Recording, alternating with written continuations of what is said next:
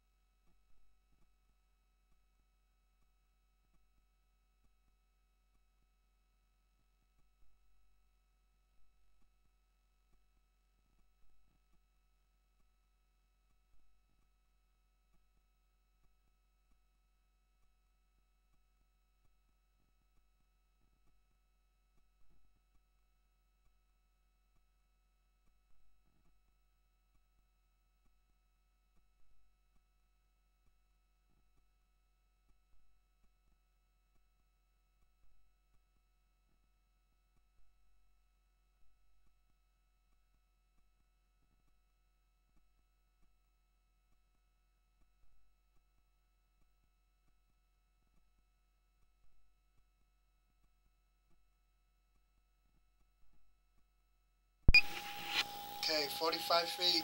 We inside the city sewage.